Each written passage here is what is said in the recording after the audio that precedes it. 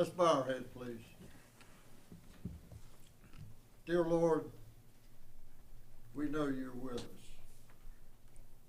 You've always guided us. So tonight, point us in the right direction in the things that we're gonna do the business of the town and for the people that live in town.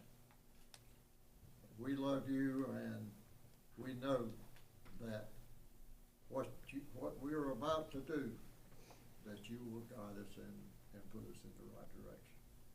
All these things we ask in your name. Amen. Let's stand and pledge allegiance to the flag. I pledge allegiance to the flag of the United States of America and to the republic for which it stands, one nation, under God, indivisible, with liberty and justice for all. May be seated.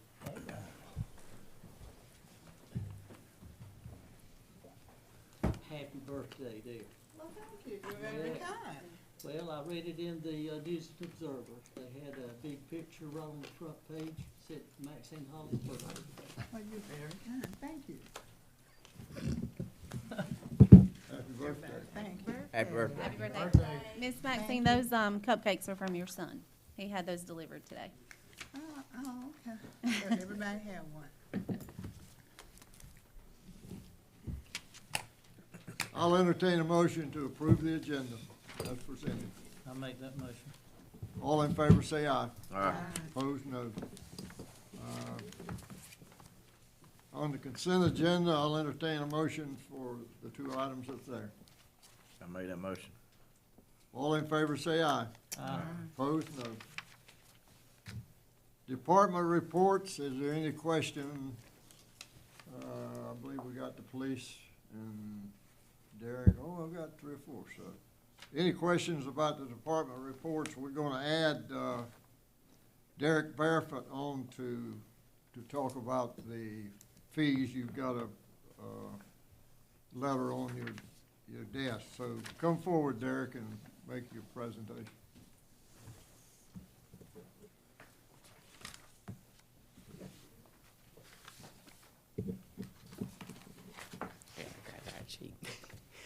Good evening. Do what? No, I got it. Okay. I was making sure I had the one with the notes on it. Good evening, Mayor, Board. This past week, we've kind of been working pretty hard trying to figure all this out. So basically, the library has the opportunity to go overdue fine-free. In February of this year, the governing board for the county library approved the change. We've been discussing this for, I'm going to say since I've been director here. So that's going on 3 years. We've been talking about this, but nobody has been at the place where that could happen.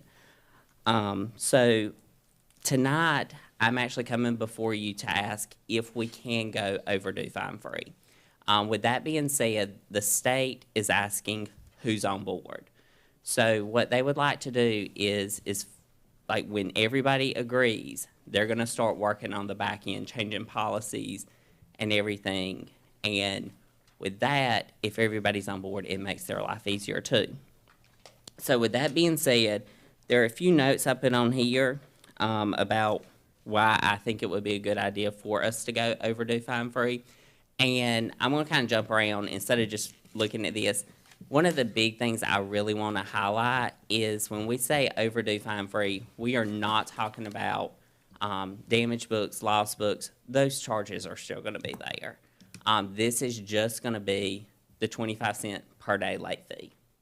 And with that there, by eliminating that, we are eliminating a barrier to access. Basically, if you have fees on your account, you cannot check out additional items, and you cannot use our computers until you make a payment. So by eliminating that, that's also helping people in the community to have access to those resources. The other thing that, one of the big things is it also gives grace. You know, we all know that things happen. COVID taught us that. People get sick, people have deaths in their families. And during those times, you know, in the past, those fines have just built up. And so that also gives that grace as well. So if they're a week late, that's okay. And then also, one of the other big things is we have something called student access accounts, where we are already doing the overdue fine free for students in Johnston County schools. It's a partnership with the school system. You can check out up to 10 books. You can turn them in. If it's a day late, we're not going to charge you because we want kids to read books. So with that being said, we're already operating on a partial overdue fine free kind of policy now. So with this change, if we were to go that also enables homeschool families to have that access. But it also gives the children who choose to use their regular library card that access too. So say a student's in Johnston County Schools, they have that student access account, it doesn't come with a card. How many kids want a library card? Most of the ones that come in my building want a physical card that's theirs. So to do that, we create a separate freestanding account. That account accrues fines. We charge them late fees, which makes no sense when you think about it, when they have a student account that doesn't. So it just kind of simplifies things for us by doing that. The other thing is if we were to move to this new policy, then that's going to keep things consistent with the county. So far, Smithfield's on board, Kinley's already approved it, Forex has approved it, we have not yet, and Selma has not. Selma's directors also going before their board, doing like I'm doing tonight, asking for approval. With that being said, the other thing I want to know is one of the things why we're looking at this change is the surrounding counties are already doing this. Harnett County, Wake County, and Wilson County have already gone overdue fine free. So we are trying to follow suit and I guess eliminate that barrier where people can have access to stuff. And the last note, and then I'll answer any questions that you guys may have, is in the process of doing this policy update, we're going to be taking a look at old accounts. We're going to be cleaning some stuff up. Kim and I met today. In addition to that, we are actually going to start trying to get back some materials. So in the past, you owe $5 for a book, chances are you're going to keep that book. If that fine is eliminated, chances are you'll bring my book back. So I'm going to reach out to patrons who have books out to see if they still have them. Most of them do. They just don't want to bring them back and then have to pay $5. So with that being said, we're hoping to see books returned, and hopefully we'll see more patrons come in as well. So, any questions? I got one. Okay. At what point, because we're going to eliminate overdue and everything, at what point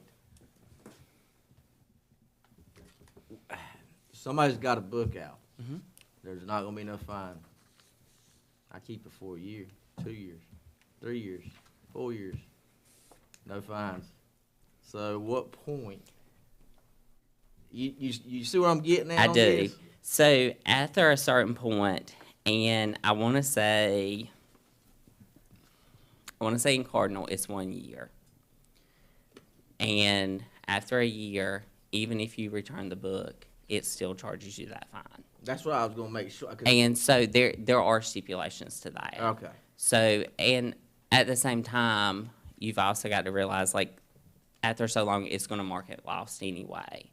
But then even after you return it, then that's kind of like in our hands as to if we forgive it or not. Yeah, I didn't know if there was going to be I mean, I understand we're getting rid of the fines per day, but there's got to be some kind of fine, or less you'll have people check out books, never return them. Because... And I will say, I've done a lot of research on this over the years, and believe it or not, most of the libraries that have gone to this have actually seen more books come back. They have actually not lost books, because that was kind of one of my first thoughts. But that idea of, okay, I can bring it back, that has actually made a difference. I mean, I think it's a good idea. I remember when the library was where the chiropractor building's at now, and I used to go out there and check out books and everything, and I was late a couple of times, and they put it to you, you know, the fee. So, I just wanna make sure that Mhm. something's in place that we don't get wiped out with books, cause nobody's gonna be returning. Yeah. Well, my problem with that is this. In the first place, we're supposed to be teaching children responsibility. When they are not, if they are not capable of returning a book by a certain time, then I got a problem with that. Because what you're saying to them, it's okay, you keep the book. Whenever we get it back, then you pay. But we're not teaching our children, that is not the correct way to do it. I don't have a problem with what you're talking about, but I do have a problem with not teaching children responsibility. I think it's too much of that goes on anyway. And I Any got, other comment? I got a question. How, and I can't remember, typically how long when you check out a book that you have to return it for no fines? Okay, so now, your typical checkout period is 3 weeks. We have 21 days. Yeah, I don't think it was that long back when I was. New books are 7 days. Yeah, I had like 7 days, cause I'd have to go to the library to do report. And then I'd have to hurry up to go back to the library, return it, and then check it back out again. So yeah, they've Right. gone to 3 weeks now, 21 days, and you also have 2 auto renewals. Okay. That started during COVID. So basically, you have it up to 9 weeks already. So I assume this has been done other places. I'm like y'all, I don't really understand why I would ever take it back, or why if I messed it up or lost it, I just say, no, I ain't taking it back, you know. I still got So I'd it. like to know that, how that works. I also like for you to look on those old rules and see if Commissioner McClam is on any of those. That's right. Yeah, I might have some back then. We can look. So All where, right. if they don't ever return books, then aren't we losing money? Well, the reality is they don't return them now. Explain So how the explain what you explained to me today about Okay. how the cardinal system works and where the money goes. okay, so with that there, NC Cardinal's a little unique when you're talking about losing money. Say our books are loaned out across the state. Somebody loses or damages our books in another county. We do not receive that money when they pay for it. If they don't pay for it at Yeah. Mary Duncan, so say they go to Smithfield and get a book and they say, oh, you have a fine, you owe this much money, Smithfield's gonna take it, they're not sending that money back to Benson. Yeah, I know, and it's staying in Smithfield, so wherever they're paying that fine is where that money goes. So if they, you know, if it's a lost book and they go to Smithfield and say, oh, I lost this book, I'm gonna pay you for the replacement cost, that replacement cost stays in Smithfield, Benson doesn't see it, even if we're the ones that bought it. So, But if Smithfield has one that comes to Benson, then we would then- get that one. Mhm. then Yeah. we end up with it. Yeah. Yes. Yep, vice versa, same way. But you see, my wife's mother and Jimmy Peacock were the librarians here. They wouldn't let you buy with all this stuff. Okay. No, Yeah. I know they would. You had to wait 7 days or they'd come after you. Yeah, they did. That's it. No, I was always over there. I saw him in Smithfield with the book. Yeah. Any other comments? What are you looking for? So basically tonight, if the board is in agreement, if somebody will approve that transition, that way I can let the county know and they'll notify the state.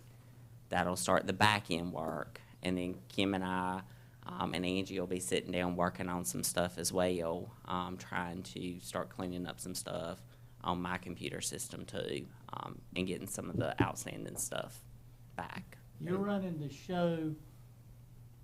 What's the best thing that could happen and what's the worst thing that could happen? For this, Yeah. the best thing is it would be approved tonight, because really and truly that would be a benefit to the community. When you think about the people who come in the building, you know, I know you guys don't see those people. That's what I see every day. Those people come to us because they can't afford to buy a new book. They can't afford that. So when they are late, it's 25 cents. For some people, that's a lot. For some people, that's a major thing. And then the next time they come in, they need to print that paper. Well, you owe me 25 cents. Most of the time, I'll put 25 cents on the counter and let them go print. Well, I make a motion, we approve. Any other discussion? All in favor say aye. Aye. All opposed? Ayes have it. All right, thank y'all. Thank you, Derek. Discussion of options of town manager's Great. search. I'm telling you, Great. teaching children though. Great. Oh, he wants to talk. Including Okay. my own. But the school Oh, system okay, right now. I'm sorry. I'm in it every day and I know exactly what you're talking about. Mhm. All right, good evening, Mr. Mayor and Board. Perfect timing. I'll try not to take up Ray, too you much of better your move. time. There's blue lights behind you.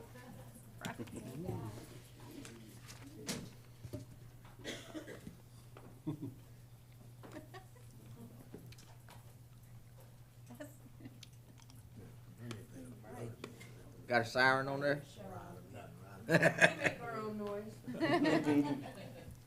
Got a little bell on there? Ring, ring.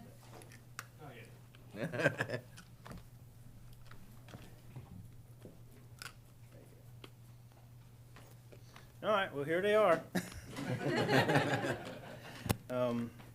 You know, as you know, over the last 2 to 3 years, we've tried to come up with some various ideas to get our guys and our girls more out in the community, to make them more approachable and more visible, and less police-like, you know.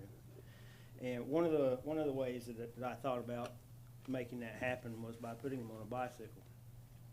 When I was in Chapel Hill in the early 2000s, I was lucky enough to be selected to be part of their bike patrol team. And I did their training and got to ride a bicycle. Primarily, we were in their downtown business district on Franklin Street. And I got to see firsthand the appeal of it to the public. You know, people would walk up to you while you're sitting on your bike and strike up a conversation. And that's what I want to see here. You know, I want to see my officers sitting in the Food Lion parking lot and being approached by kids and by old ladies and just the general public, and just having a friendly conversation and not having to talk about, you know, why'd you run that stop sign or something law enforcement related. I think that's how you breed good cooperation between the public and the police. According to the Police Mountain Bike Association, bicycle patrols result in over twice as many public contacts than officers in a vehicle, 10.5 per hour in a car versus 22.8 per hour on a bike. And that's because they're not behind the wheel of a car riding down, you know, Paris Drive. They're pedaling slower, and people see them and stop them. I think Benson is ideally suited for it for several reasons. One of which, the vast majority of our streets are low-speed residential, you know, roads. Obviously, you know, we've got 301 and we've got Highway 50 and stuff, and that's not really where I envision our people being. You know, I see them on West Harnett or North Hall Street or out in the neighborhoods, and not so much riding the country mark on 301. The streets are fairly level, and our town core itself is pretty compact. You know, they can hit just about every street probably in the course of 2 to 3 hours. We started this conversation probably late last year, and the actual cost came in pretty close to what I estimated. We ended up spending about $7,900 for the bikes, the uniforms, and all the equipment. The training we did ourselves based on a course that we found through the Police Mountain Bike Association. Mr. Chandler, you got to see some of that this past weekend. Look, that was impressive Sunday. Yeah. Yeah. We couldn't do it, and I ride a bike almost every day. Yeah. Yeah. And I didn't try it. Yeah, I just thought y'all were gonna give them bikes and No. somebody was gonna train, but that was very, the obstacle courses and stuff, that was impressive. Good. Yeah. And all the officers, not just these, every one of them took part in it, didn't they? Yeah. Yeah. Yeah, and I actually have two more officers that have already expressed interest in wanting to take part in the next session that we do. I don't anticipate having a need to buy any more bicycles. I mean, we've got enough that we can rotate them as needed. You know, our only additional cost would be like for a uniform for somebody new, and then our maintenance costs, because they have to have yearly maintenance. But as far as the expenditure for a bicycle, we wouldn't have one. They come with a manufacturer's warranty, and we have the bike shop in Four Oaks is gonna do our warranty work for us. Super guy, he actually assembled these bikes for us. And I wouldn't hesitate to go back to him at all. As you can see, these are our bicycle team as it currently exists. Nikki Lasada, Megan Rosin, Josh McNeil, and Isaac Potter. Officer Lasada is gonna be the coordinator, and Captain Daniel Lucas will have ultimate oversight of the program in and of itself. The officers will most preferably ride in pairs. I don't necessarily want somebody out riding by themselves. They won't ride at night unless it's during a parade or some special event like that, and they won't ride in inclement weather. I don't want them getting hurt.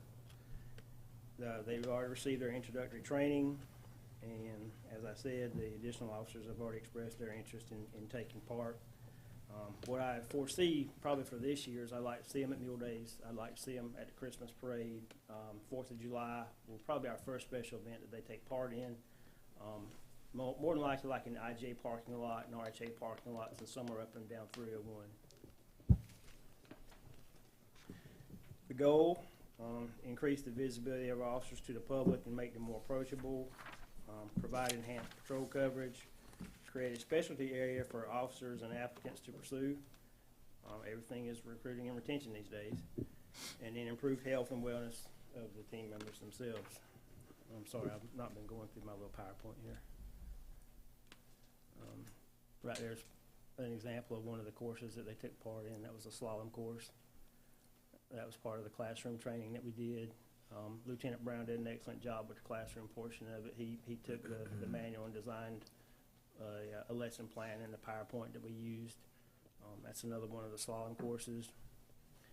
And then that would be the group that participated. Bicycle patrol itself is not a new concept. Mr. Chandler, you may remember that we had bikes back in the mid-90s. I remember seeing them. They were usually locked up, but we had them. I thought they were stolen bikes No. that y'all just locked up. No, they were police bikes. I do not remember a bike patrol Well, that Benson had. I remember Chief Miller had some, but I never saw anybody using them. But I was a peon patrolman at the time, so I didn't have much say in anything. But there are several agencies nearby that use them, to include Dunn and Clayton. I've talked to Chief White about his program over in Dunn. Like I said, I previously participated with Chapel Hill in their bike patrol program. The staff itself is excited about them. I can hardly get Nikki to contain herself. She can't wait to get on a bike. So I'm sure they'll be successful, and I think the community will support them as they see them out riding. And lastly, we appreciate the support and encouragement that y'all provide us as we try new ideas to reimagine how we police the town of Benson and make ourselves most useful to everybody. And if y'all have any particular questions or This comments. might be a dumb question. Okay. But it just made me think about this. Does anywhere have police golf carts? I would imagine they do, probably more like in beach communities. All that island probably has. Yeah, I would think. that would seem to be, in our unique situation, that would seem to be another thing that would be, And we used to have one. I didn't know that. Yeah. Years and Police years ago, golf we had a cart. golf cart with Yeah. blue lights on it. Well, the bicycle can now run the golf cart. Well, it depends on which kind it is, probably. I wish you would Chase them explain to everybody, because you're gonna get a lot of criticism as far as bicycle patrol. Mhm. Explain, they're not coming on every day and working all day on a bicycle. No.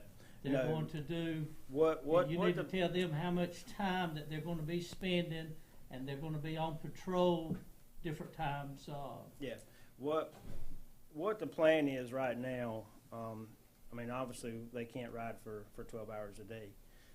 So what I hope to see them do is to hop on a bike for 2 or 3 hours, maybe 2 to 3 days a week, and stagger that out. You might see them in the morning, you might see them in the afternoon. It really just depends on what kind of work schedule or workflow they're having at the time. You've got to have time for them to answer calls and stuff too. But we'll have, if we have 2 on a bicycle, then we'll have to have at least 2 more that are available to answer calls. So we'll have a 3rd officer, and there'll probably be a detective, or if need be, I'll go answer a call. But I want to spread them out as much as I can. And I don't expect them to ride 5 or 6 days a week because it is taxing. You know, so I think if you can get them out there 2 or 3 days a week, you know, you've accomplished what you set out to do. Well, I have a question, but first of all, I'd like to commend you on this idea. I think more important, and in the years to come, and it has not hit Benson like it has hit some places, but you can best believe it's coming. The more people you have coming in, the more difficult it becomes. So I admire what you have in mind. I think it's good that young people, I'm not so concerned about these old folk because they ought to know better. Right. But I am concerned about the young people.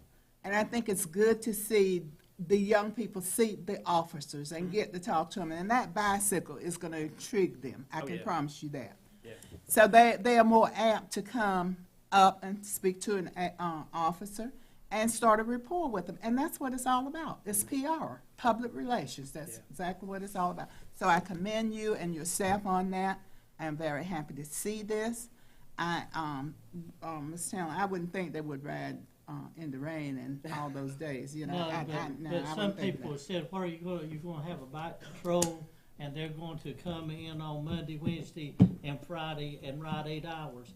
No, that's not what he's setting it up for. Yeah, I mean, and Raleigh can do that. Yeah. You know, Charlotte can do that. We're not built for that. Something And that's not else what I'm that looking we for anyway. have discussed, though, is the homeless and the vagrants. This is a great tool to use for them. Yeah. You can come up, they know exactly when the police cars are coming. This is great. Nikki knows everybody. She, in turn, can pull up on a bicycle instead of a squad car and probably get more done than you can on a squad car with some of our homeless people and some of our beggars. Yeah. Another thing I thought about too was, you know, if you've got these people out riding and stuff, obviously they've been trained in bicycle safety and the rules of the road and such. You know, and if you see a small child riding around in his yard, wheel on over there. Right. Say, hey, have you got a helmet? Because we have helmets we can give away. You know, and I think that's just another avenue that we can go down to reach out more. Well, like I said again, I commend the idea. I commend you for thinking about it. I certainly would. In fact, I know this will work because too many times our children see the officer as the bad guy, and it's not that way. No. It's not that way. And they need to see the positive side of the police officer. So I think that's a good way to do it, especially with the young people. Like I said, that's what I'm concerned about. I'm not concerned about your age. You ought to be. That's all right. That's if I get run over. Well, you ought to have enough sense to get out of the road. All right, there goes my bicycle license. Yeah, that's them. Any other questions? Greg? Or any of the riders? Well, the ladies look in shape, so everybody looks in shape, so you are ready, set, go. What are you looking for tonight? Nothing, he just wanted to present it to y'all. Now, Who we've been can ride a talking about wheelie it for on it? several months. I wanted you to see the end Want you to result. see the end result. Who can ride a wheelie on it?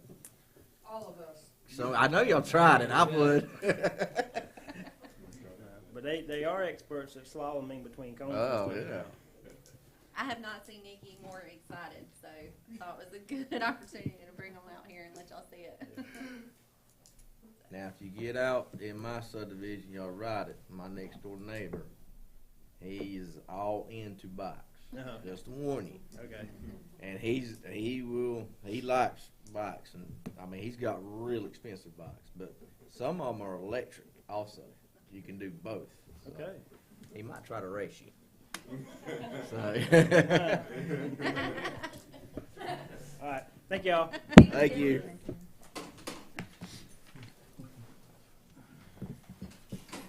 Okay, now, Kim.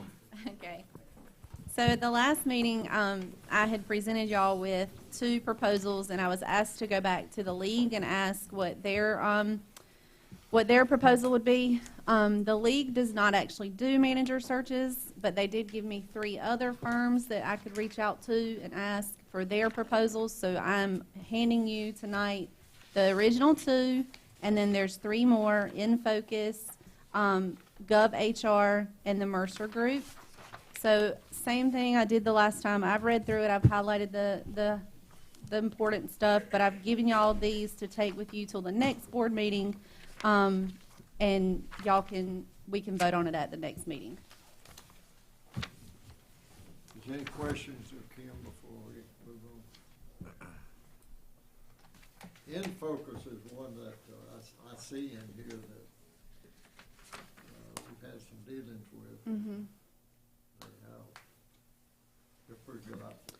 Yeah, In Focus actually, that was, what was his name? I forgot, that worked for planning. Andy, yeah, came from In Focus I when was he about to was say, here. that name sounded familiar. Yeah, Patty was the one who gave me the proposal. I talked to her several times, so, yeah. Okay. All right. The On next, the discussion of the alley closure, so we brought this at the last meeting as well. We had received a formal request to close the alley between West Harnett Street and Parish Drive. We were asked to come back with a cost estimate of what it would be for staff and attorneys and fees, and so Angie and Ike got together. It's going to be roughly $939.32 if we proceed with the process of closing the alley, as requested by the owner of the property. Let me say on that too, before you jump into the bigger discussion about this, I think we can have one. Commissioner Neighbors asked, I don't know if he's on listening or not, but he mentioned last time, can we charge the proper owner? And I said, well, you don't have a fee schedule, we've never done it before, I don't know if you can do that. I looked back into it, there's nothing I can find that says you cannot, there's nothing that absolutely gives you the right to do so. I think you probably can. I will tell you, there's a few other communities I found that do for this exact request. They charge a fee that they have calculated to be commensurate with what it's just going to cost them to go through all these legal steps. I would strongly advise you, I'm not trying to get the cart before the horse, but if we get down to the point where we're going to move forward with this or any of this type of application, we don't have anything in our fee schedule that is assigned to an alleyway closure application. So I would suggest, rather than charge an ad hoc fee based on this, I think these numbers are good. After talking with the clerk, I think these numbers are something you can rely on as far as an estimate. You may want to, I would strongly suggest you consider passing something that puts that into your fee schedule, so that then, not just for the current applicant that you're considering, but everybody that might come up. It probably won't be another one for 5 years, but it might be one next week. So that way everybody's getting charged the same thing. we'll have to have a public hearing, right? You will have to have a public hearing to close the alleyway, not to change the fee schedule, but you have to have a public hearing to change the alleyway. Now, that's just something on the fees, because that was Mr. Holly had asked about how much is this gonna cost us. Well, E.A. Johnson Jr. used to call on a regular basis and say, that water's knee deep out there, and I've got my pumps on under the house, and I have to sit here and hold it to keep from flooding the house. And a lot of work was done on that pipe that runs out to Harnett. And there's a big drain that is back in where those houses are that had gotten stopped up, and a tree had grown into it over the other place. So I think there'll have to be some kind of agreement with whoever, if you decide to pass it on, to make sure that you get excused from fixing that when water backs up somewhere. Well, and remember too, just for the purposes of your conversation moving forward, if you vote to close any right-of-way, the statute provides you the right to, in doing so, retain any sort of utility or other type of easement that you feel like, the town feels like it needs in that area. So remember that. That is, I think with this situation, when we first looked at the application, we were concerned about maybe there being a water line in there. And I think since then, Commissioner Chandler and Commissioner Neighbors may have gone out and actually looked at the property. I don't know that at this point, and I don't speak too much because I've not been privy to all the conversations, but I think at this point, we may not know precisely where a storm drain line is in that area.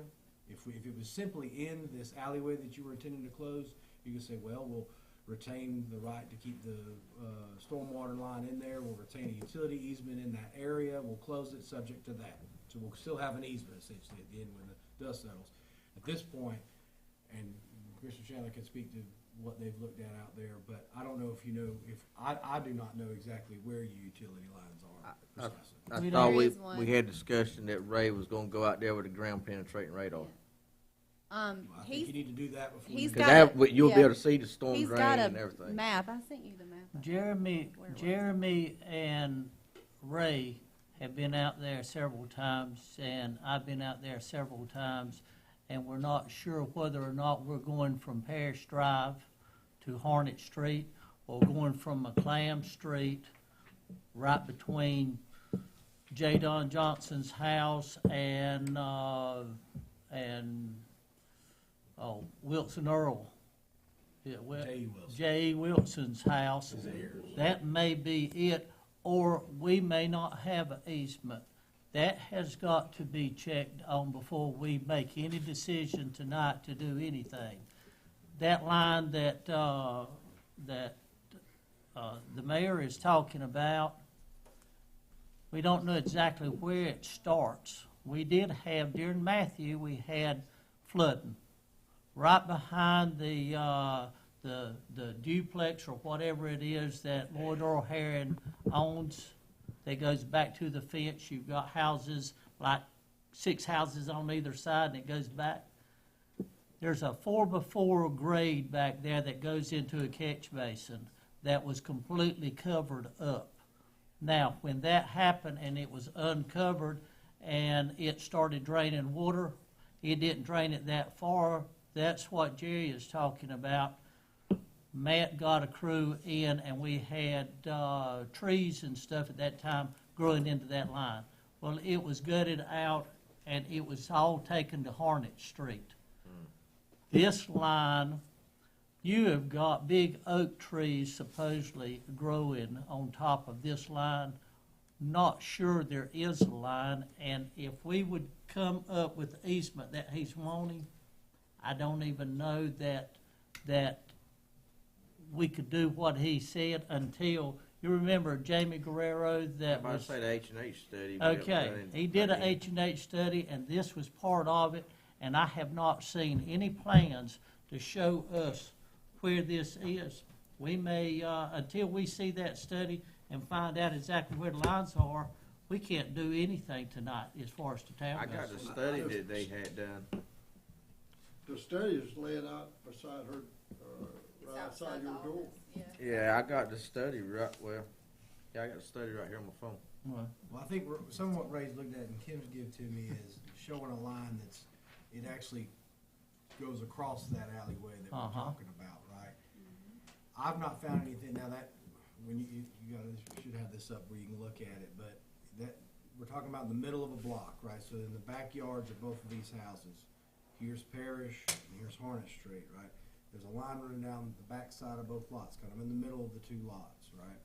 I've not found anything where that was an alley of a sort. It was some sort of open ditch. Most every one of those blocks over there, a long, long time ago, they had an open ditch where people would dump their sewer in. drain, Yeah. that kind of thing. When that got shut down, the town closed a lot of those. I've not found anything where the town did that by any kind of procedure or recorded any kind of an order, let alone retained an easement or has an easement for that line that's sitting there in the area. So I would suggest you is maybe consider putting it off, letting us make sure exactly what we have and where, and how closing this alley may impact what we've got out there, and maybe it's a necessity to negotiate with the property owners or the property owner that's applying for it to secure an easement for what we've got, because we may have a line in the ground we don't have an easement for. Well, And what he's wanting to do as far as closing it is to gain 10 feet from the property line, and the church would gain 10 feet from the property line. So he could probably demolish what's there and build a duplex. I don't know if that may be his plan. Aaron, is that what he's brought to you? That, the day that I spoke to him a few weeks ago, that did interest him in doing that. I believe his plans initially was to subdivide the property into 2 lots, and that's what started this process of gaining additional square footage, because if he divided the lots, he would not have enough to create a standard lot. But there's some other difficulties in doing that, and so we presented him with the option of doing a duplex, and he seemed to like that idea. He said he would go back and speak to the developer that he's working with, and I have not had any conversations with him since then. Did he buy that lot? Yes. Yes, He owns Yes. the lot. yes. Yes. Well, whatever we do, and I'm sure he would, especially if he's planning on putting anything there, you've got a house that should be condemned, that you've got drug activities in. We have seen it, it's boarded up, the boards are tore down. The police can't do but so much on these houses because they won't put a no trespassing sign up. And it's just, if we can come up, whatever we do here, and make some kind of agreement, okay, we'll give you the easement, but you have got 30 or 60 days to have that house down. No matter what goes up or what we have to come back and look at, can we do that legally? I believe so. I mean, as far as minimum housing. Go up Hornet Street. You know where the big church is on the right? Okay. Between that church, the next house is boarded up. There's 2 houses there. One of them still needs to be boarded up. We could, and we in fact, we had this conversation in our office, yesterday about ramping up for these, dilapidated structures in the town, to send them out a letter, identify potential and violating properties, send them a letter requesting that they contact us, requesting that they do something about their properties before we initiate any type of enforcement. This is just an idea.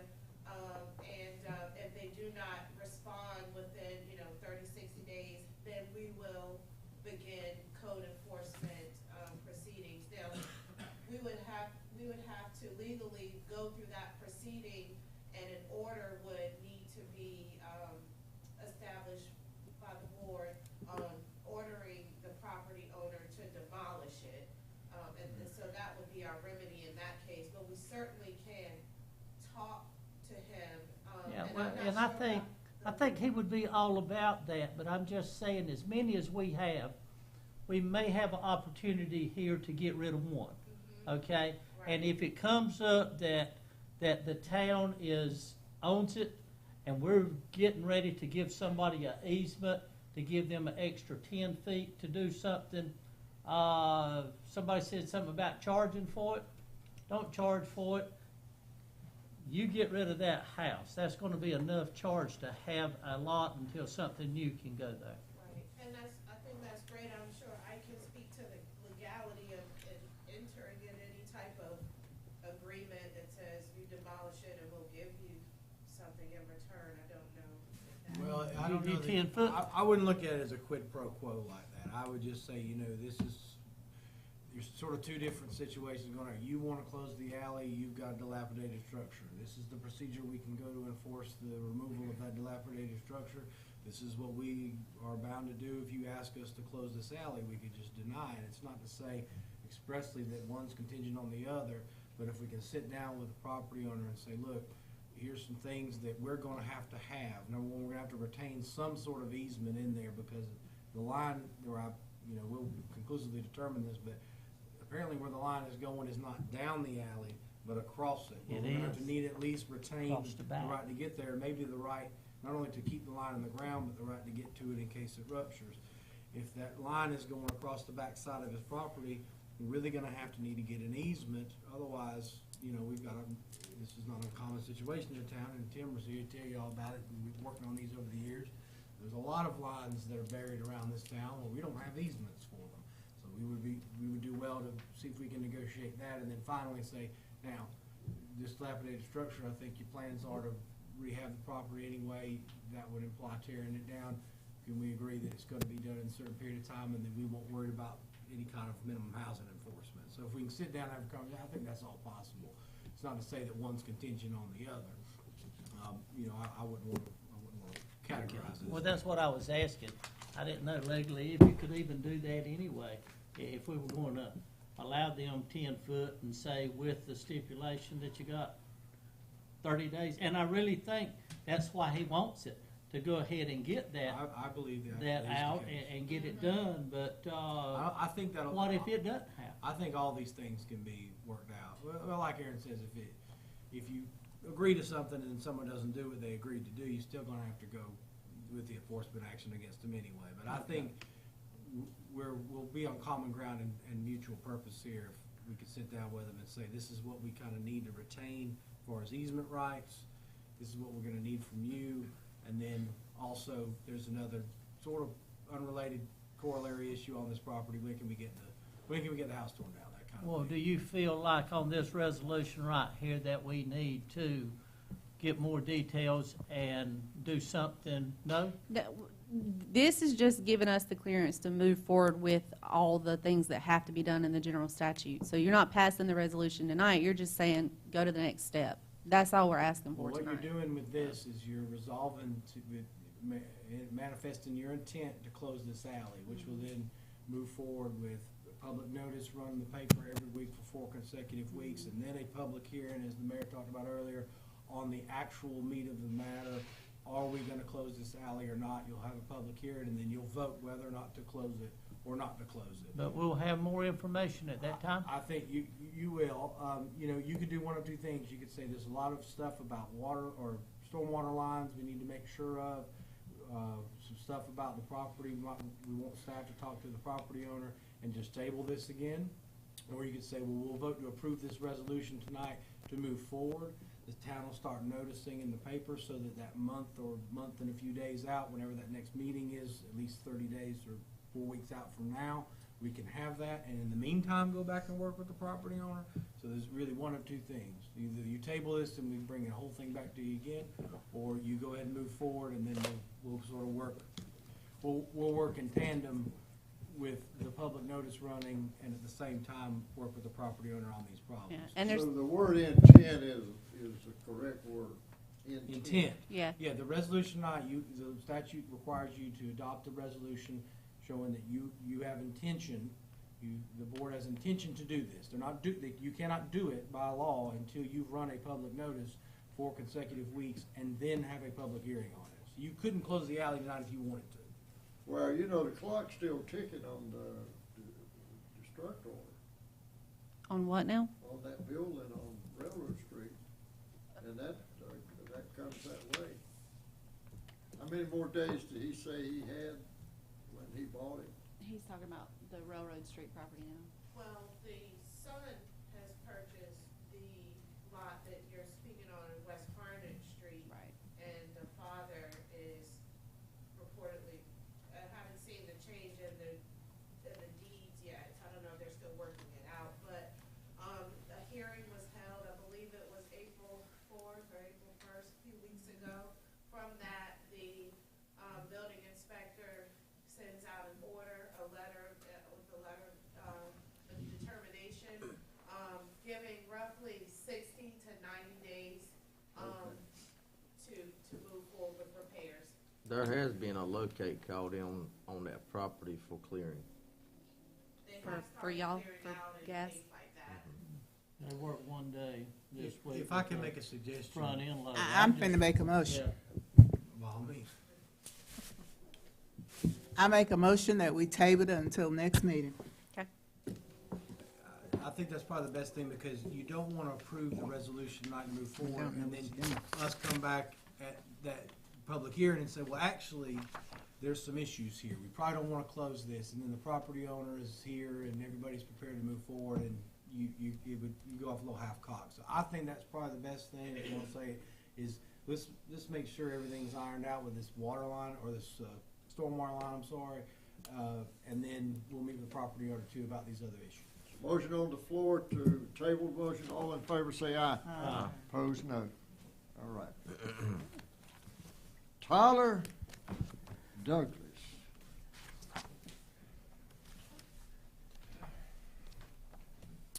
Hello.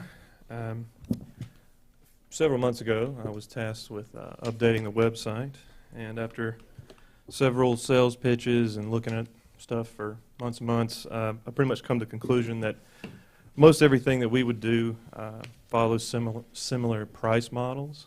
So I decided to go with the company that we currently have. It's just their upgrade package, and I'll explain that. So currently, let's see, we pay annually $28.41. For the upgrade package itself, it's $9,000.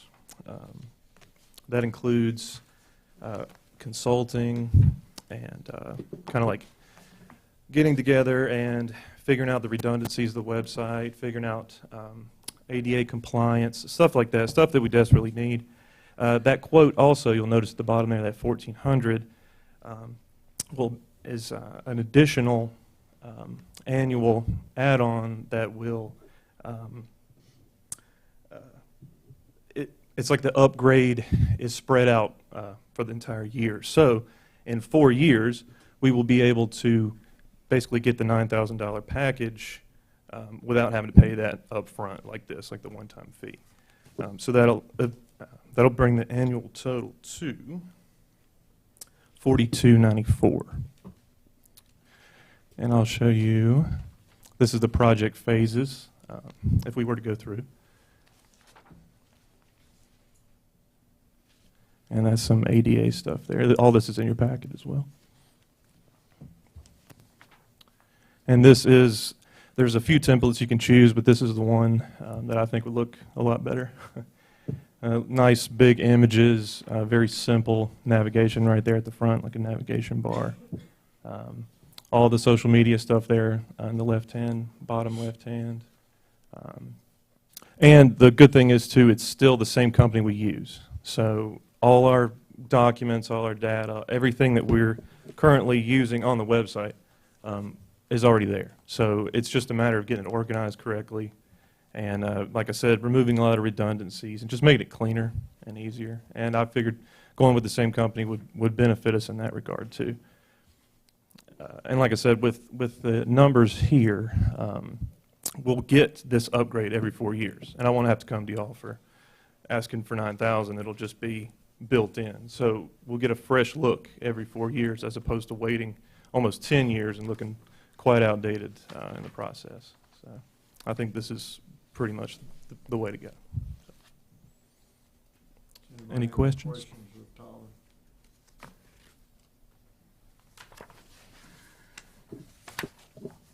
I entertain a motion.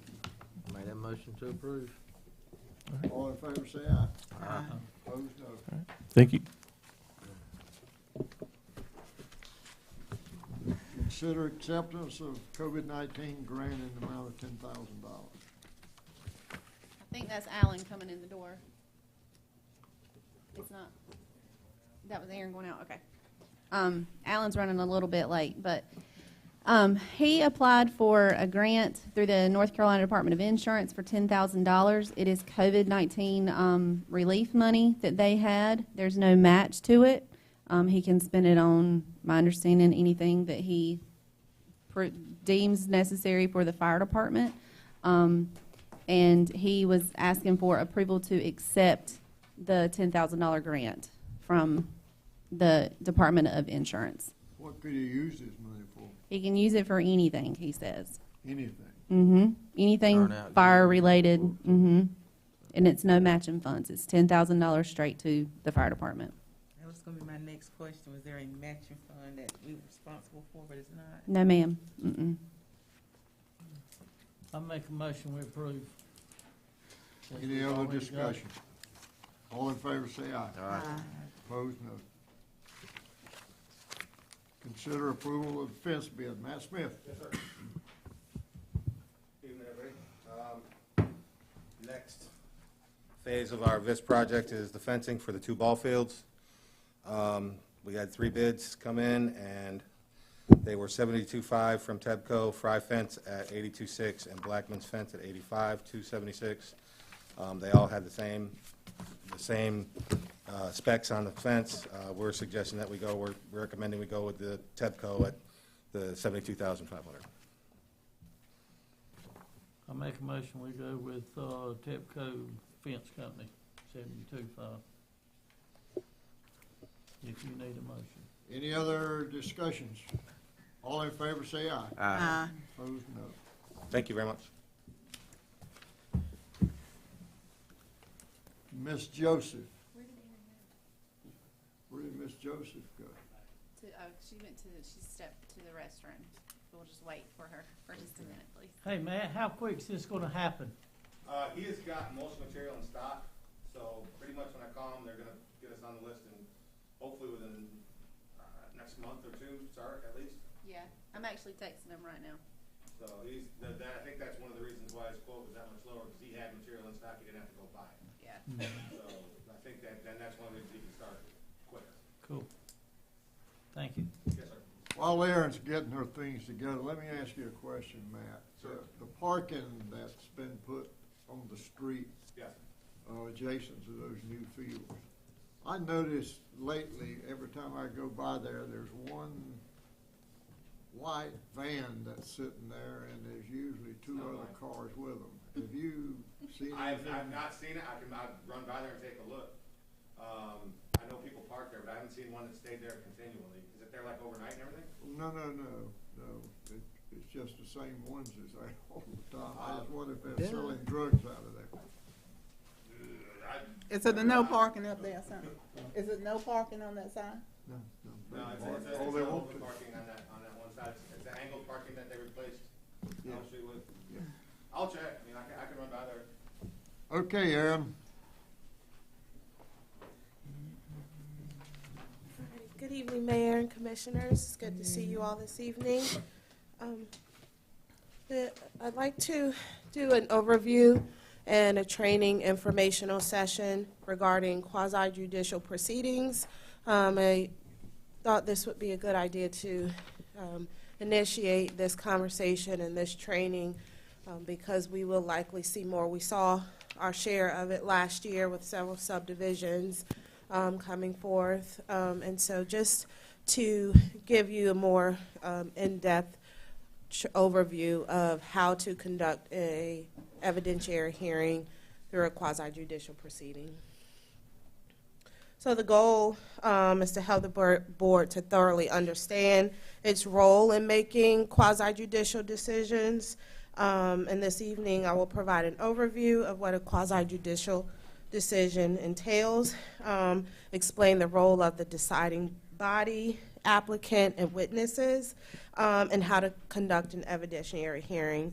The information that will be presented to you this evening primarily comes from the UNC School of Government.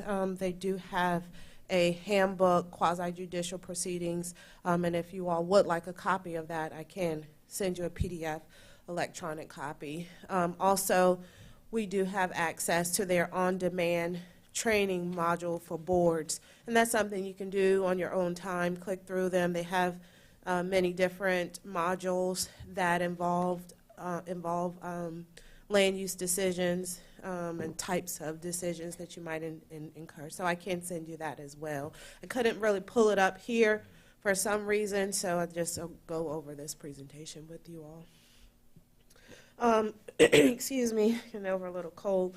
And though we're only focusing on quasi-judicial decisions this evening, it is worth noting that the board may encounter other types of decisions, such as there are other land use decisions that the planning department, the board may engage in, such as administrative decisions, which are typically handled by staff, or legislative decisions, such as a rezoning that you all would decide. So what is a quasi-judicial decision? Essentially, a quasi-judicial proceeding is when a deciding body takes in evidence and applies its judgment in making certain land use decisions. So it would require an evidentiary hearing. The The deciding board must adjudicate how the general law, the Unified Development Ordinance or statutes, general statutes, apply to a particular situation. The land use ordinance spells out standards for certain types of development and for making decisions regarding those developments. The evidentiary hearing is a process that allows those standards to be applied. The board is not deciding new standards or deciding whether the project is good or not, strictly looking at evidence and applying it to the standards that are set forth in your laws or development code. The deciding board must use judgment in their decisions. These type of decisions require the board to examine evidence and use judgment that is factual and make factual as well as legal determinations about whether a particular property or project meets the standards set forth. The town of Benson outlines several findings of fact that the applicant must meet in a special use permit proceeding or a preliminary plat. And I will note that the Board of Adjustment also decides variances and administrative appeals. And those also are quasi, but they do not come before the board. Fair and impartial. The deciding board must adhere to specific rules to ensure the constitutional due process of the rights of the parties in that case. The ordinance or statute must provide clear guidance on those standards, and they must be met. At the hearing, the parties must be allowed to present evidence, present witnesses, and provide rebuttal. Board members must be impartial when adjudging quasi-judicial proceedings. If the standards have been met, then the board must approve. If it does not, the board must deny. And parties do have the right to appeal to Superior Court. So the types of quasi-judicial decisions, again, we have special use permits, the town of Benson.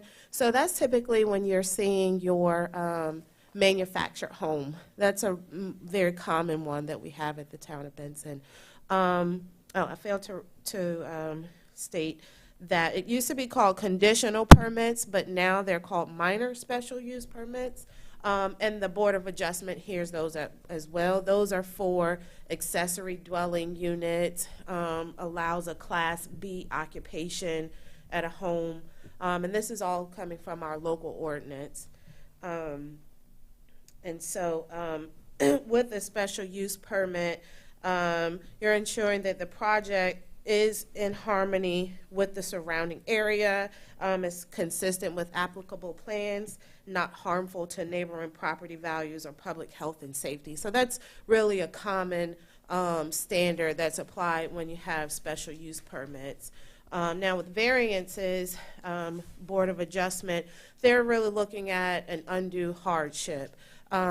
Will the applicant endure an unnecessary hardship if the letter of the law is applied to that specific property? So usually it's things that they cannot control. The size of the lot, the topography, and the location, usually some considerations.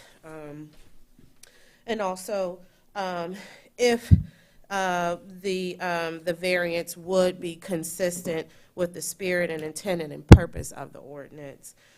Subjective standards also can be applied to preliminary plat approvals and site plan decisions. In the town of Benson, preliminary plats, they do require quasi-judicial proceeding. Site plan development does not, but you can have that in other jurisdictions. So when making a quasi-judicial decision, North Carolina law allows some flexibility in which boards decide a quasi-judicial proceeding. This table is taken from our Unified Development Ordinance, and so what's highlighted in yellow is what quasi-judicial proceedings we have, and the Board of Adjustment and the Board of Commissioners. So you have, again, preliminary plat, minor special use review, special use permits, variances, and administrative appeals.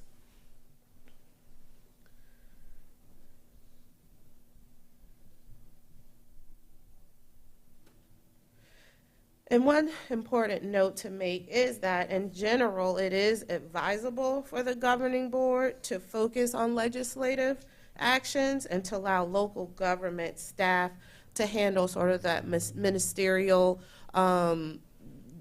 objective approval, zoning permit, something that's very straightforward, and let other boards handle quasi-judicial, such as the Board of Adjustment.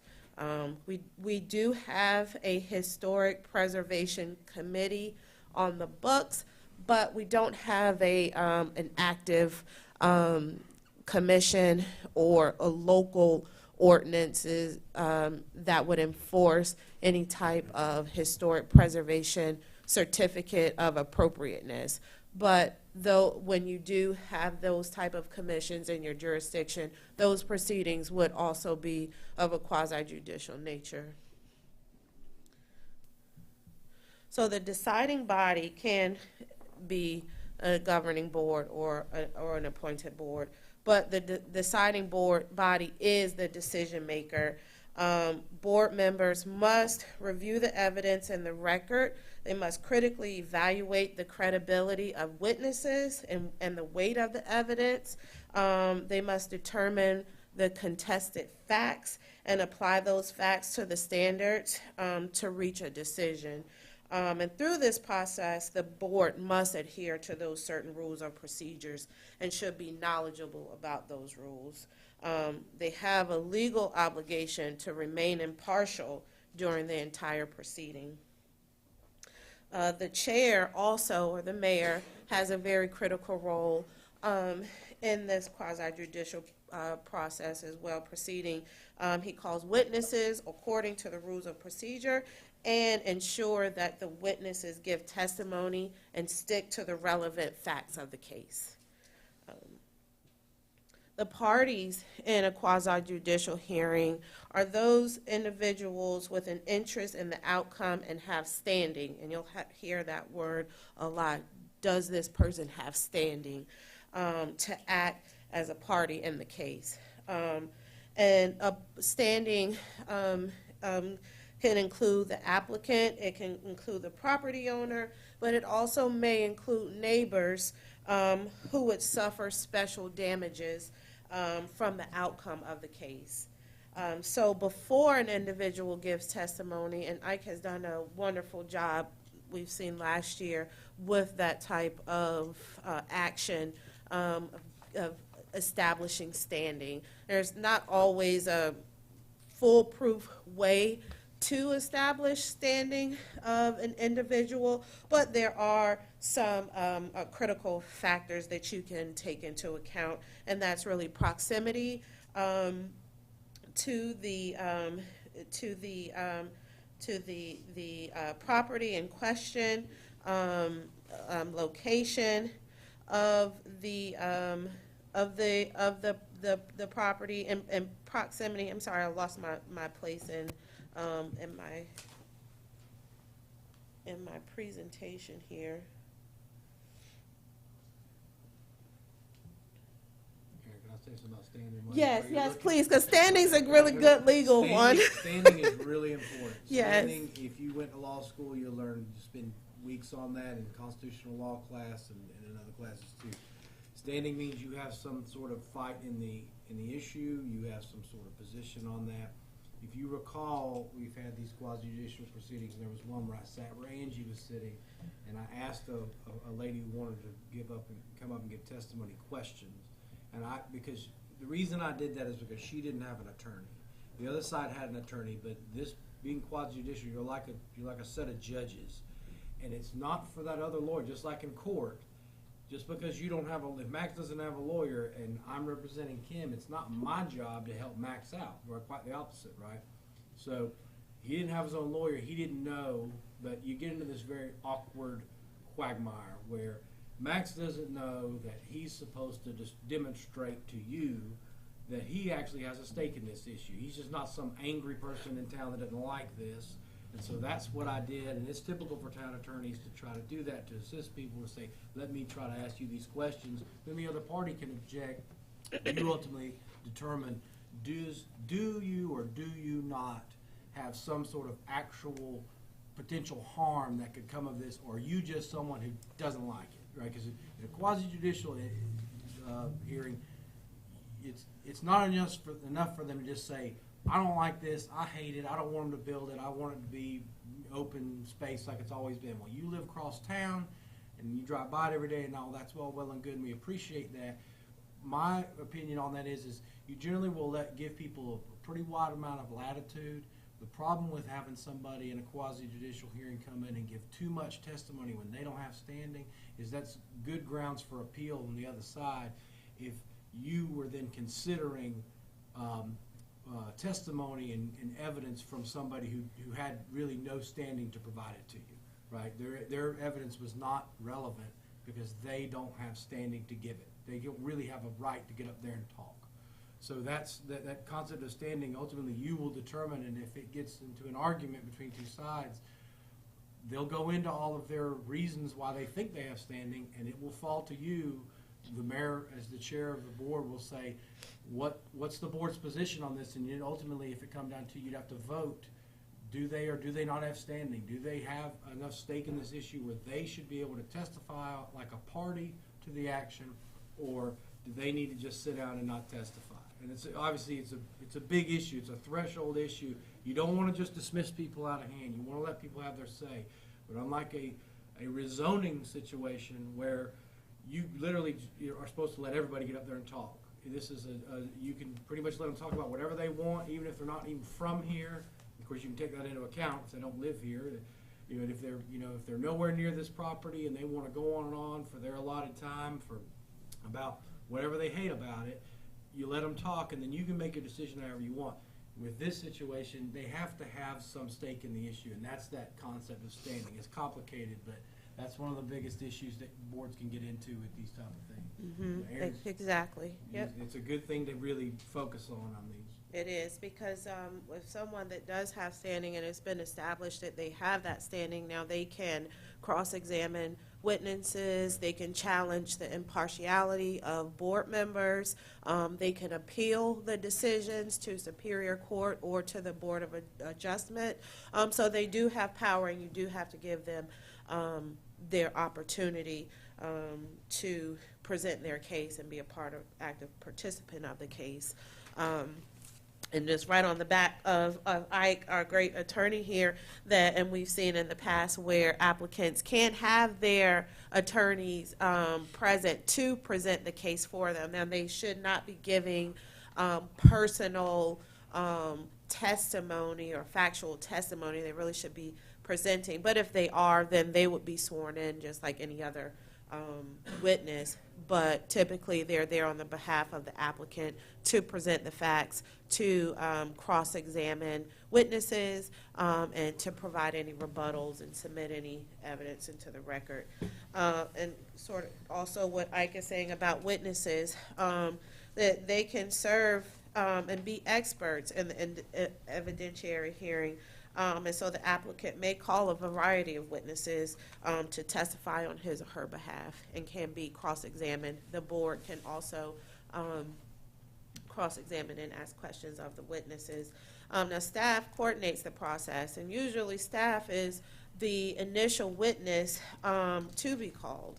And so they accept and review the applications, they coordinate and provide analysis, they collect and manage the record of evidence, and assist the board with review and summarizing the application. So everyone is playing a very crucial part in this very formal proceeding. So when you are conducting an evidentiary hearing, there are three things that you really want to keep in mind, and can't stress enough here, that it needs to be a fair trial. Again, you are adjudicating, you're serving as judges, you are giving your impartiality to the decision, and it's based upon the evidence that's presented at that hearing at that time. You have to adhere to those basic fair standards. Now, the mayor can read a statement at the onset of the hearing stating the purpose of the hearing and is to gather quality evidence and not opinions, and that the standards of the decision have been met and adhered to. Again, being an impartial decision maker requires disclosures. Disclosures should be a routine part of the agenda or procedure, and that will call for any board member to disclose any conflicts of interest, biases, or ex parte communication. Let's say you want to see the site and do a site visit. That's perfectly fine for you to do that, because that may give you an idea of, does it meet one of the findings of fact? Does it or potentially, fit in within the surrounding area? But you want to make sure that you don't have any set bias at the time of the hearing and before the evidence is presented. But you can disclose that information, that I have been out to the site. If someone is a property owner or a concerned neighbor and you have a communication with them, ex parte communication, you want to disclose that. You want to make it known that that conversation has not swayed my decision either way before the facts of the case have been presented. Impartiality can also be questioned by another board member. And if that happens, the board needs to vote whether to recuse that board member or not, and to establish if there, in fact, is some type of conflict with that board or impartiality with that board member. Now, also, building the record is very important, and you'll often hear a lot of times about submitting evidence into the record. The state law requires that every quasi-judicial decision be based on competent material and substantial evidence in the record. So without such evidence, the decision is arbitrary, and it could be looked at as a misuse of the discretion of the entrusted to the board. And so you definitely want to be careful of that. The record will include documents, it will include exhibits, testimony, it will include the staff report, photographs, any type of information that's relevant to the case. Can I say one more thing about it? Sure. I'm sorry, we didn't plan this. No, I know, this is. I'm not trying to step on her toes. Okay. One thing about the record, and if you're about to go on this, I wholeheartedly apologize.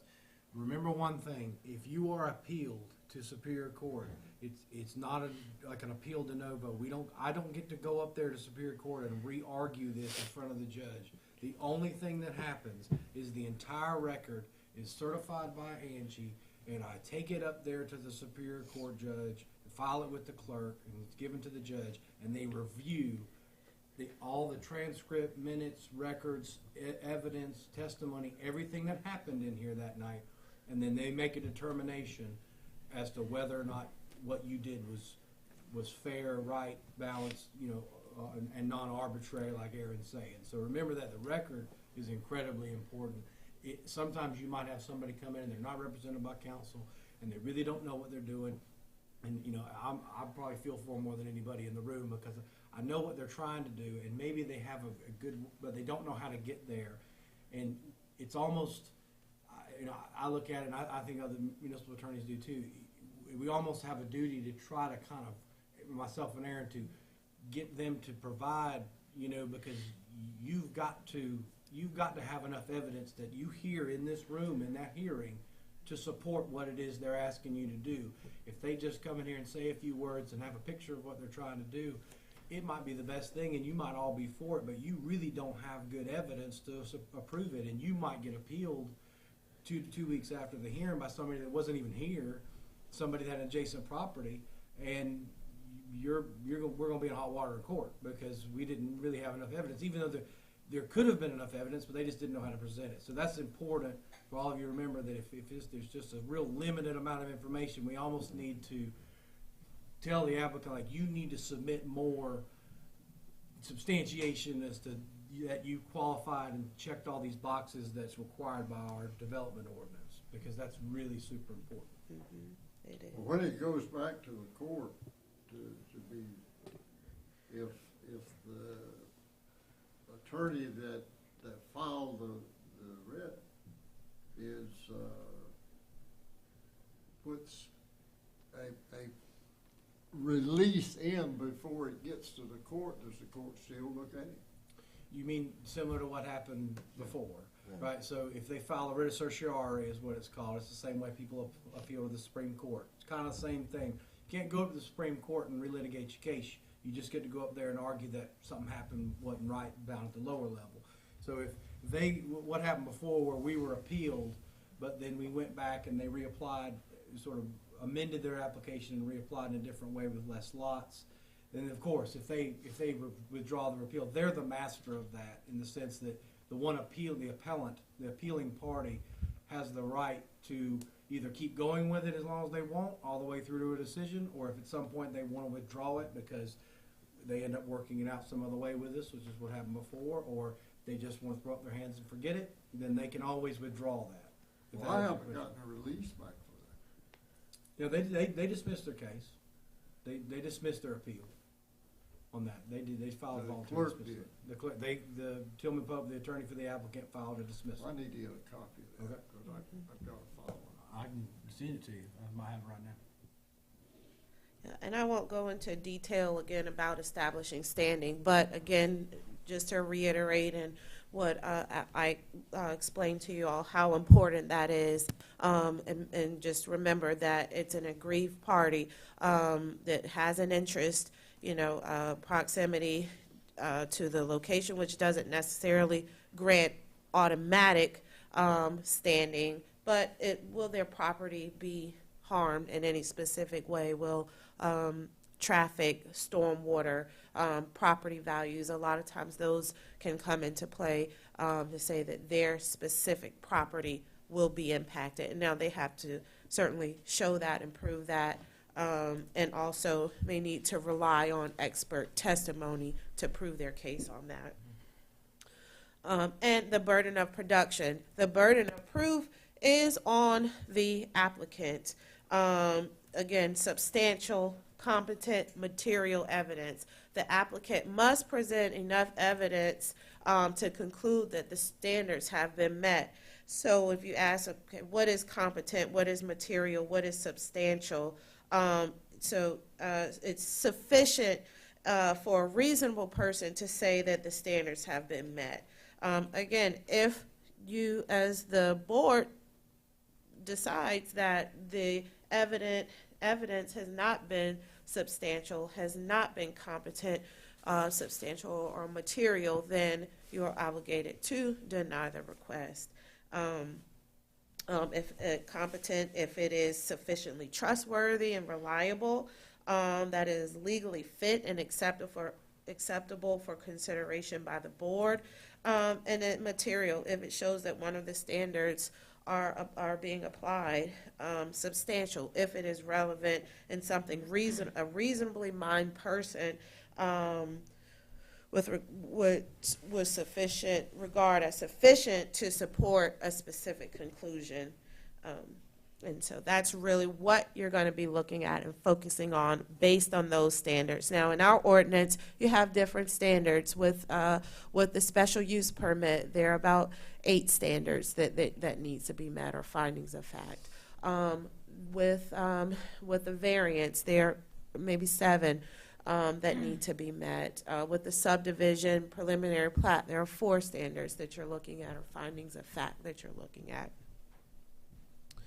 Now when you're closing the hearing and you're wrapping things up, you're going to have a shift from testimony to deliberations. And that's when the board will deliberate the facts that have been presented, will consider any conditions that may be imposed on this request, and then put it to a motion and a vote.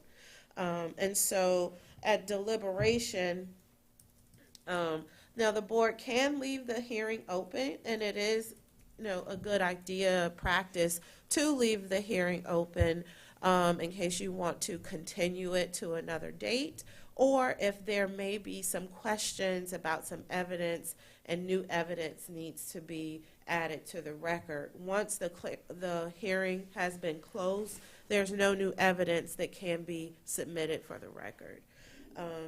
And so when you are deliberating the case, it needs to be conducted in the public, and it must be an open session. And so you cannot decide or deliberate in a closed session.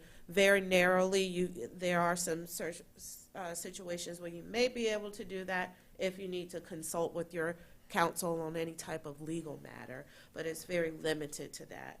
But they can't, the public or the other side can't question or say anything to the board after they get into deliberation. Is that right? Right. Now, the board can ask questions of them, but they should not be offering any more testimony or evidence. And that's why it's a good idea to leave it open if you would like to receive further testimony and evidence, because once you close it, that's it. They should not be interrupting that portion of deliberation. Now, the decision-making board has the option of imposing conditions on any approval it makes. So with special use permits, conditional use or minor special use, whatever you want to call them now, reasonable and appropriate conditions and safeguards, with variances, reasonable conditions necessary to carry out the purposes of the ordinance, and conditions may be proposed by the applicant, may be proposed by staff, neighbors, or the board, but it's solely up to the board to decide on those conditions that will be placed on that. Then once all of that has happened, now it's time to vote. And it's very critical during this time, again, very formal procedure of making a motion after the board has discussed the facts and the application to the relevant standards. Members should make a motion to approve with conditions, or deny the application. It's always advisable to have multiple motions, and we've gone through that several times with you all for each finding of fact to make a motion, and really stress that getting it into the record, especially if you have any contested findings that you really want to have that in the record. And so, yes, so after that, let's say that, you voted and it has been approved. Now you want that decision document. General statute is very explicit about that decision document. It must be in writing, and I quote, "Each quasi-judicial decision shall be reduced to writing and reflect the board's determination of contested facts and their application to the applicable standards. The written decision shall be signed by the chair or duly authorized member of the board." And that can be achieved through the minutes, but if you do that through the minutes, it's not effective until those minutes have been approved and signed and distributed.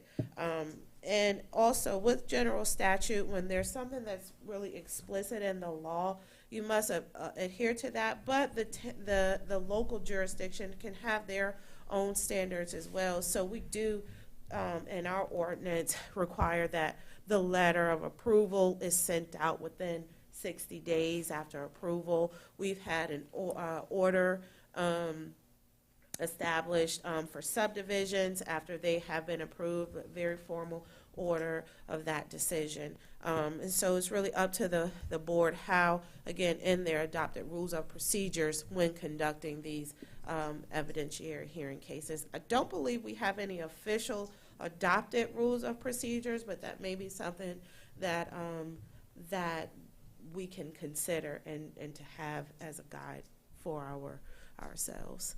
And so that's all I have.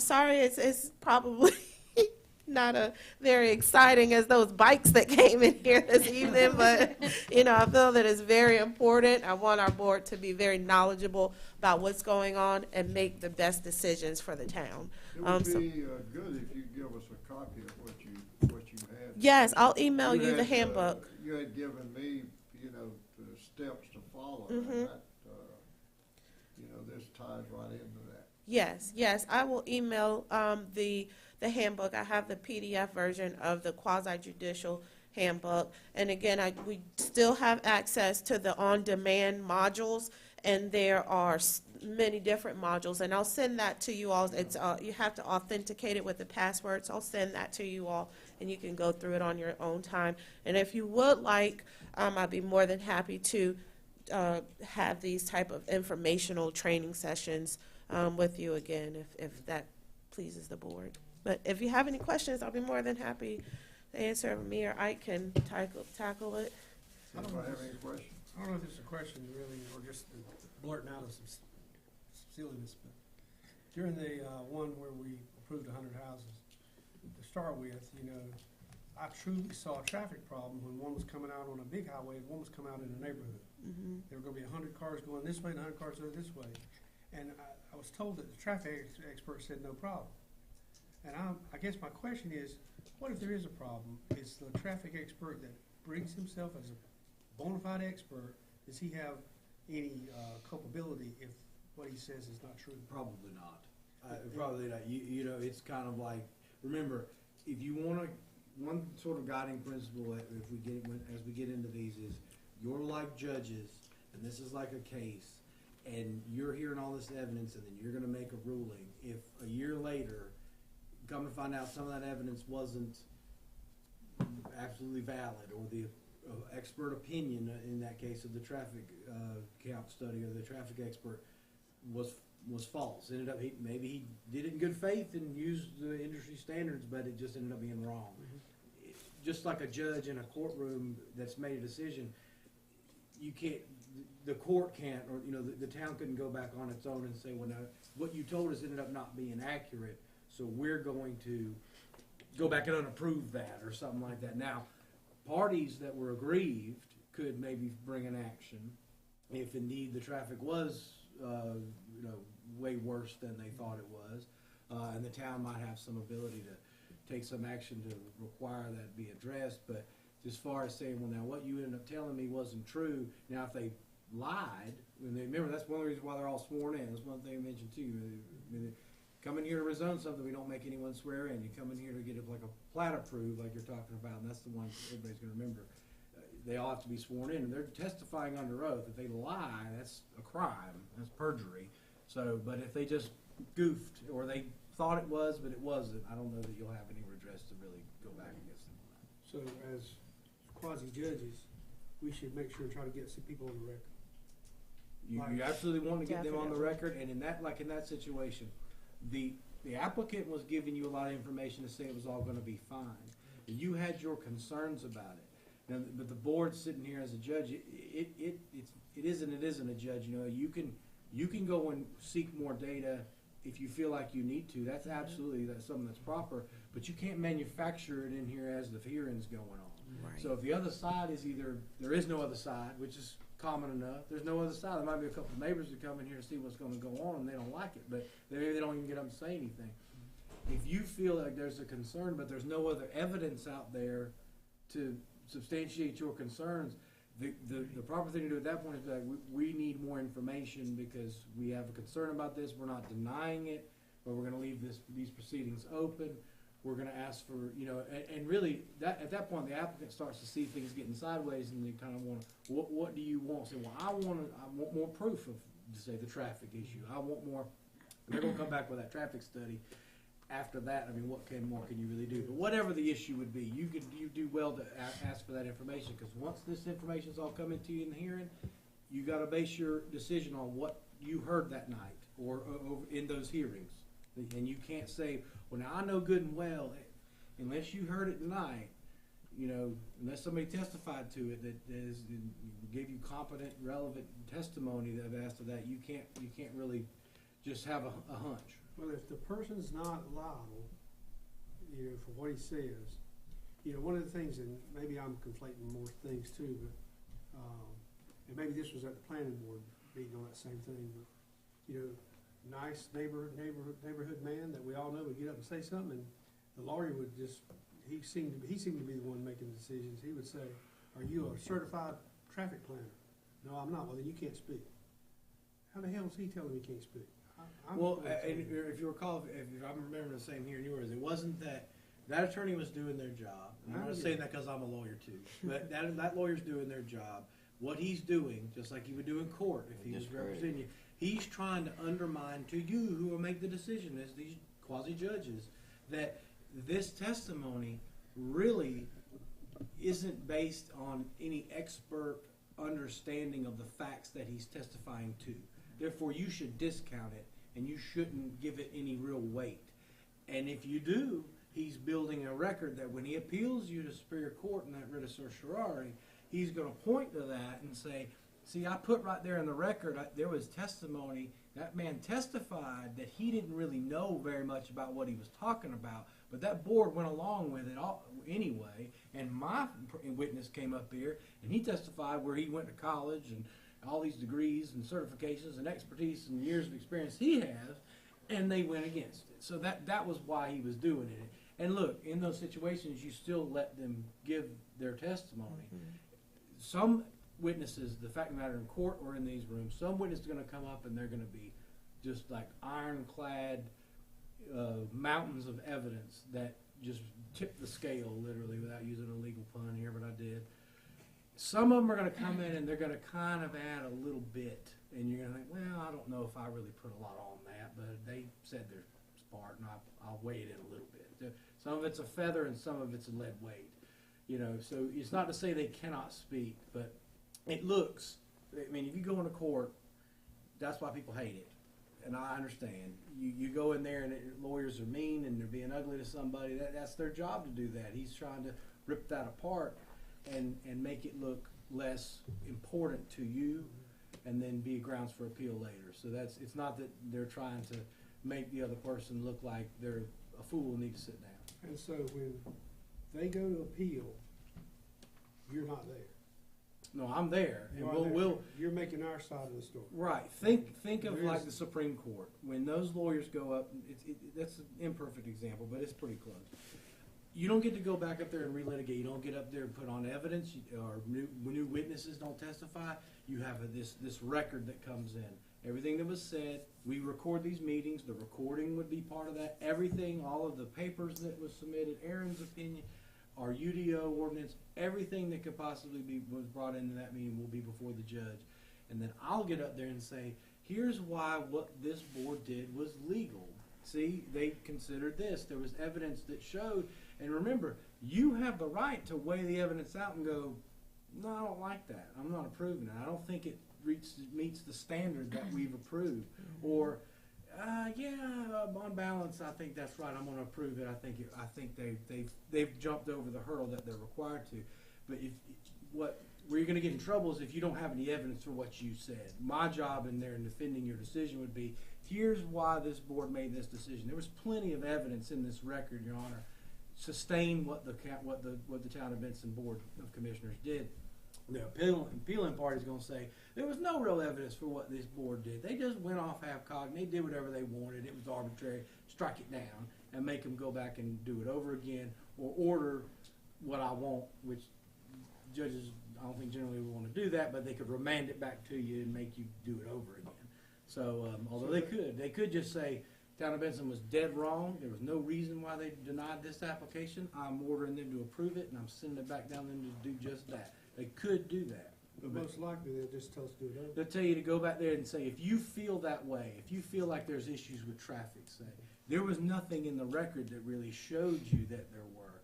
If you feel that way, you need to conduct further hearings that have due process for everybody involved to come and be heard and present evidence, cross-examine, present counter evidence and rebuttal evidence, and see if you can get that evidence that you think is out there that would substantiate your concerns. If you cannot, then you'd better approve it, right? If there's just no evidence that there's traffic problems, you can't deny it based on that. Does that make sense? And I will say one thing for the conclusion. I don't want to talk too much. It's getting late. That book she's going to send you from the School of Government, that's the one I use as sort of my desk guide book on my computer while we're going through these two. That's a really good resource, and it gets into some really minutiae issues too that we don't need to get in here tonight. But that's when she sends you that, that's a review it some. But then before these, I would suggest highly before we have a quasi-judicial hearing anytime in the future, go back and review that, at least for the procedure of how things are going to go down beforehand for at least 30 minutes or something. It'll really help you. But I thought we had been told that if somebody got up to speak that wasn't part of the original group, that if you asked them if they were expert in this subject, then you could keep them from speaking. And you're saying now, no, you can't stop them from speaking. You're talking, I think, you're conflating two things here, standing and experts. There's a difference between an expert who's saying, I'm an engineer. I know all about this. I've got all this training and education and experience. And that'll be gone into his evidence too, and then I'm going to testify on it. Versus someone who comes up and says, I want to talk on this. I want to talk against it. Okay, well, why should we let you talk against it as a party, right? And there's two different types of people that are going to get up here and talk. There's a person that's just going to get up here and say stuff, and then there's a party, right, who has standing, who, like Aaron said, could appeal your ruling if it goes the way they don't want it to, who is aggrieved. There could be multiple parties. There's the applicant, of course, and then there could be 5 different neighbors who all have standing, and anyone, they're all sort of, they are collectively kind of they're like I guess like the defendants, and the applicant's sort of like the plaintiff, if you want to think of this like in the people's court or something. That's sort of how it works. All those people are independent, though, if they can all demonstrate they have standing. Now, if someone gets up there and they don't really have standing, what my suggestion would be is you can let them speak to a certain extent, subject to the time constraint that we generally put on that.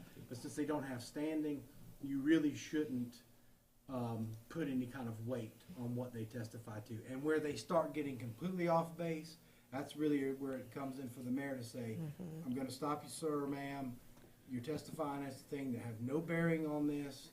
You don't have standing in this matter. That's been concluded, right? That was determined. You were asked questions. You don't have any stake in this issue. You cannot demonstrate where you would have any special damage by this project that's being proposed. Therefore, we've let you have a moment to speak, but you wandered off topic. You need to sit down, right? So there's a difference again between the party with standing and then just the person that wants to come talk. Generally, look, y'all are politicians sitting here, and you have constituents to respect and appreciate their needs and desires. And if they want to come speak, I'm keenly aware you don't want to stifle that. So you want to try to give people, again, this is not a courtroom, and you're not judges. You want to give them a little latitude, but a little is the key word there. So if they get up talking and they're just going off about how this is going to ruin the whole country, and y'all are too much growth in Johnston County, and y'all don't know what you're doing, and this is going to ruin the whole, that's not relevant. That's not something that needs to be entertained for very long. You gave them their opportunity. I think that's a better plan than just telling them, you don't have standing, you need to sit down, because then you get people upset. The good thing about the, the handbook is that it has scripts in there for those type of situations that you may be able to, standardize and say that, well, establishing standing or disclosures and things like that. So that's another good tip in that book and resource is those standard scripts that you can follow. Does it, like, I thought about it when the way we feel, I think, I'm not speaking for everybody else, but I'm speaking for myself, just like the person you said that didn't have a lawyer, you feel like you gotta help them out a little bit, you know, we don't know what we can ask, what we can't ask. You know, like, for instance, let's go back to the traffic example. I don't know if it would have been proper if I'd have said, did you get paid by the developer? That's not an improper question. Right, then, You if tell you you did sure. get paid by the developer, has there ever been a time when you got paid by a developer when you gave a study that was against what they said? Sure, that's what another lawyer That would would, yeah. about Another that. lawyer would ask that all day long. It's like, think of that in a situation where a doctor always represents plaintiffs in personal injury cases. And that doctor's always representing, he always finds all these problems with plaintiffs that have been in car wrecks. You better believe that defense counsel's going there and saying, how many trials you testify in the last 5 years? Have you ever testified for anything other than a plaintiff? How much jury verdicts awarded? They're gonna go into all that. I don't think it's improper for you to go into that. So we would, Acting as a judge, you don't think it's improper? no, a judge could ask that question in a trial. I mean, I don't, Really? they Yeah. probably wouldn't, but the other side would, so. I know the other side wouldn't know lawyer, but I wouldn't think the judge. What would you come out don't and wanna ask do, remember theoretically, that other side, represented or not, when you ask that question, they have the ability then to come back up and rebut what you just said. Say, well, all right, let me ask you something else, Mr. Engineer. Isn't it also true that, you're under oath right now? It is, and is everything, how did you base your opinion? I based it on the standard procedure or industry standard of how you go about making traffic studies. I didn't just pull this out of thin air. In other words, I'm not just some hired man. I based this on real evidence. Did you go out there? Yeah, I did. So he could redirect. That's called redirect, and that's what when they have the right to do. You do, of course, you never want to look like there's any kind of appearance where you are showing deference to either side, right? So when you ask questions, remember, ask impartial, general questions, right? If you have a real concern about something somebody's testified to, or they didn't testify to, and you want them to go into a little more, ask them those questions. But if you start feeling like, well, this guy's a jerk, I'm gonna really kind of, you're acting almost like a prosecutor cross-examining someone, and you don't want to get into that. Thanks for the night. Most welcome. Thank you for your time. All we need is some cool roads. Yeah, that's right. Now, this book that you're sending us, do we have to have it back in 7 days? You can keep it forever. It's a digital collection. All right. We ain't paying no late fee. It's only a fine if you don't read it. Yeah, there's no fines. She's gonna have her Okay. paddle when we had a. Town manager's report. We have discovered that there are termites in the museum, so you will likely see in the coming months, Derek's got to get a contractor out there. We don't know how bad it is until they actually dig into the floor, but you will probably see a request from Angie come to take some money out of their reserve fund for the museum to deal with this termite issue. Derek, did you want to speak any more to that? I can give an update for what I know so far. Okay. So when we found the presence of them, basically this time of the year is when they come out. We noticed that we had little wings everywhere. Holloman's come out, did an inspection. Basically what we're dealing with is they know we have termites. We don't know how bad. We've got to pull up sections of the floor to find it. Basically our floor is sitting on the ground, so you've got your joist and they're on the ground and nobody can crawl under them. So the only way that we can treat it is to start pulling up the floor. Basically, we're hoping it's contained to the back area only, but until we get in there and really start working on it, we won't know. So that's where we are right now. So Do we have a contract, a termite contract to hold? So Holloman's has a contract with the town. The library and the museum somehow is on an as-needed call basis, so they do not come around to my buildings and treat them regularly. We did not know that until this. So that has been something I've talked about with the owner of Holloman's, what it would cost to add those buildings in. But I don't remember the cost right now off the top of my head. But there's who we went with just because they're the ones who do everything else with the town. And the good Have thing, you looked at the contract and they're not on there? So, I have actually called them before to come to the No, library. not them, I'm talking about the contract we have with them.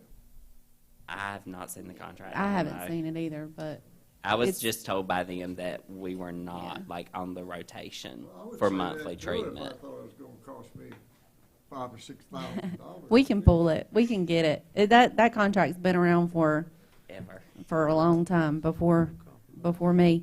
The good thing is the museum reserve. There's 2 reserve funds for the museum. There's a maintenance reserve that's got 30,000 in it. There's a donation reserve for the museum that's got 57,000. All in all, we've got 87,685. We know. I mean, obviously, we're not going to use that. But what I'm saying is, we've got some good cushion in the museum, so we can get in there and figure out what's going on and get it taken care of. So, thank you, Derek. This is a very busy weekend for Benson. Tomorrow night, we have our very first movie night at the Grove. They're going to watch Clifford. Then the BFA opens up this weekend with Guys and Dolls. And Saturday, the Council of Active Aging is going to have their annual scavenger hunt. It's going to start at the Grove. It's from 12 to 4. So it's a very busy weekend. May the 5th is the Mayor's Breakfast at 7:30 at Benson Baptist Church. And then I just want to give everybody a heads up. May the 15th through the 21st is Police Week, and it's also Public Works Week. So we will be running an ad thanking our employees that are in those 2 departments. On that Monday, we're going to have a Blessing of the Badges ceremony. I'll send everybody an email and remind you. It will be at the Methodist Church for our police officers. And then on Thursday the 19th, Greg has done a law enforcement blood drive, and it will be in the back parking lot here at Town Hall. For everybody that donates blood, they will get a T-shirt, and $10 will be donated to BAMA on behalf of the police department. So we hope y'all can come out and support the police in those 2 ways in that week. And that's all I got. Did you mention Baywater? I didn't go further down past the Mayor's Breakfast, but Okay. but yeah, it is on there. We've got Sundown in Downtown May the 12th. The 14th is the Baywa Music Show.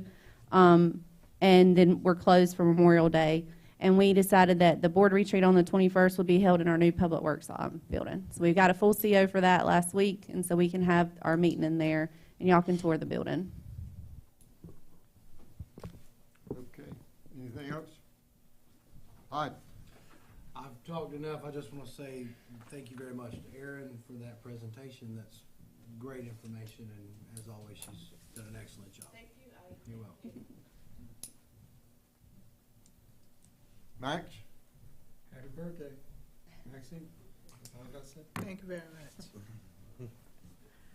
Happy birthday, Maxine. Just want to say thank you to everybody. Thank you, Greg, for the presentation on the bikes and everything. And the Law Enforcement Week blood drive, I think that's a good thing. Greg, among his conversations, I think you said this is the first time you ever gonna give blood. Yes. So, and he took the first appointment. So, I encourage everybody to sign up. But thank you for everything y'all do. Thank you. Yep. Aaron, it was a great presentation, very helpful, and hopefully we will sharpen our skills when it comes to those hearings. I echo what the board has said. To the chief, I am very impressed. I am very, very impressed with that bicycle thing. My heart is with children. And I know for a fact when you teach them young, you don't have the crime that you would later on. So I'm really happy to see that because I know children love bicycles and I know that they enjoy talking to officers. And I think that's a good thing because I think they should know that police officers are not all bad. I listen to the children at school and all they say is, they locked my mom up or they locked my dad in. That's not that's just not good. It is not good. It's probably what's happening, but it's not happening to all children. So I am really impressed with that. Just keep up the good work. I am proud of the police force that we have right now. I think you have done a great job, and I really appreciate it. Will, Good job from everybody that's done anything in the last month. Impressed with the way we're moving forward, and you're still long-winded. I think if it didn't take a little more time, we'd ask them to sing, but I know some of them can't. Happy birthday. Okay. Well, He done like this right here. I sit with him at church. I know what he can and can't do. We'll risk getting called long-winded by you. Well, I've got a couple of things I want to cover tonight. One is the appearance committee was taken away 3 or 4 years ago, and we'd like to bring that back. Does anybody have any objection to that? What now? The appearance committee for the town. Oh. Helen Smith ran it for a long time, and when she got sick, it went away, and some of the people want to bring it back again, so. Is that all right with y'all? are those people willing to serve on it? They Yeah. want to bring it back? Most of them are outside. Good question. Okay, yeah. Trees on Market Street. The Market Street that is south Market from Main Street. The people that have stores over there have a number of times said something about those trees hide the front of their buildings, and nobody can tell when they're looking to shoe shop, they can't find it. Of course, Roy's put his sign out on the street, but there's some feeling that we ought to take those trees down and put something in the hole. So think about that one and look and see what you think. This traffic study that was done here a long time ago that we were going to get revised and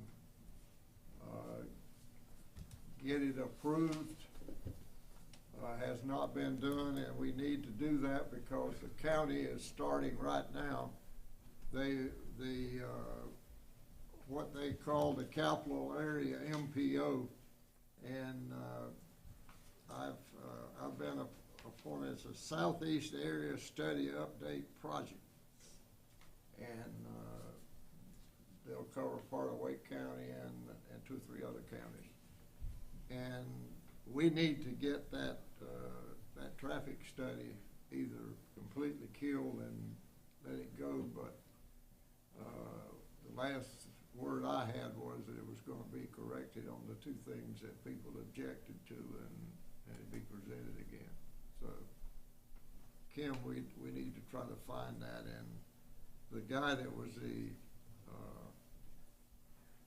consultant on that was the one that was going to do the work. You talking about the southeast? Is that what you said? I actually got an invite today for that for May 19th in Clayton as a staff member. Aaron, did you get it too? No. So I was going to go to the kickoff meeting and kind of see what it was all about. Yeah. Yep. I do need a release for that case. I just said, I emailed it to you while we were sitting here. Okay. Last thing, I got a call yesterday. In the roundabout at Main Street and 301, schedule is not going to be met. They put it out for bid. Their date came up the last week, and they didn't get a single bid on the roundabout. So they're going to come down first of next week, and we'll have a meeting and figure out what to do. And I'm sure we're going to put it back out, but in looking at the quote RFQ that they sent out, it had so many what ifs and wherefores in there that I could understand why people wouldn't bid on it. The lawyers must have put that together. And So they're gonna figure out, what to do and try to not get so far off the schedule. That's been set on July 5th, so. That's all I have, and happy birthday. Thank you. Anything else for the good of the cause? I'll entertain a motion to adjourn. Made that motion. All in favor, say aye. All opposed, no. Y'all get one of those cupcakes, pass them down. Who object? Oh, no, I didn't. Yeah.